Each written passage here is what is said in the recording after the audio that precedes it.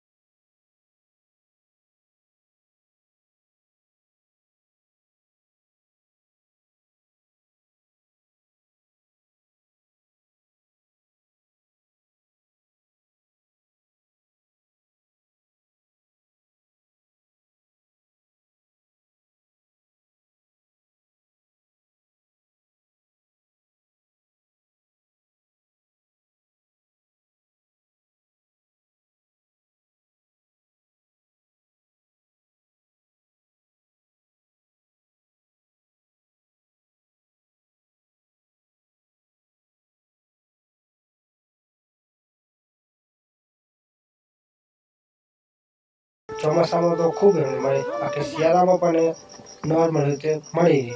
એટલે માલધારીઓને સૌથી કઠિનાઈ તો ઉનાળામાં પડતી હોય છે. બાકી તેમનું જીવન એટલે કે માલધારીનું જીવન ખૂબ જ કઠિનાઈવાળું હોય છે. પોતાના પશુઓને કાળજાના કટકા જેટલા પોતે વાલ કરે છે અને રાખે છે. સાંજના સમયે તે પશુ 5 વાગે એટલે માલધારી બધા પશુઓને પાછા આવતા રહે. સવારના વહેલા નીકળી જાય.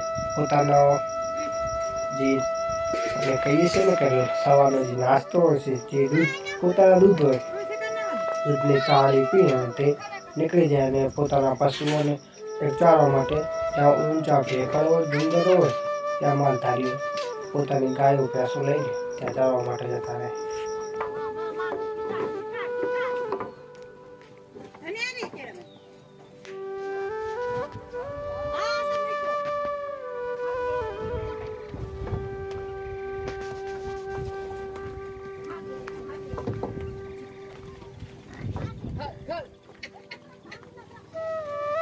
આખો દિવસ પોતાના પશુને લઈને ઊંચા ડુંગરો ભેખડ હોય જ્યાં બધા ચારવાનું હોય ત્યાં ચારે છે અને સાંજનો સમય થાય ત્યારે તે પાછા વળે છે. દી ઢળી જાય એટલે પોતાના પશુઓ લઈને ત્યાં પોતાના નિહળે આવતા રહે છે. જ્યારે તેમનો સમય ભેંસું ગાય પછી દોવાનું હોય ત્યારે વળી પાસેથી સાંજના સમયે ટાઈમસર વહેલા આવતા રહે છે. કારણ કે તેમને પણ ગાય ભેંસું દોવાની ઘણી હોય તેના કારણે તે વહેલાસર આવતા રહેશે અને પોતે પણ થાકેલ હોય ત્યારે પોતાના ગાય ભેંસોને વહેલાસર લઈને જે નાની મોટી ડેરી હોય ત્યાં થતા દૂધનું જમા કરાવીને ત્યાં તે ભરાવતા હોય છે. કારણ કે ત્યાં તો ડેરી હોય ને પોતાના દૂધને પણ તે પોતે જમા કરાવે ત્યાં પછી આગળ મોકલાવે છે. આવી રીતે પોતાનું તે દૂધનું વેપાર કરીને વેચાણ કરે છે. બાકી તેમનું જીવન તો તમે લોકો જોઈ રહ્યા છો કે શિયાળો હોય કે ઉનાળો તેમનું જીવન આવું કંઈક હોય છે.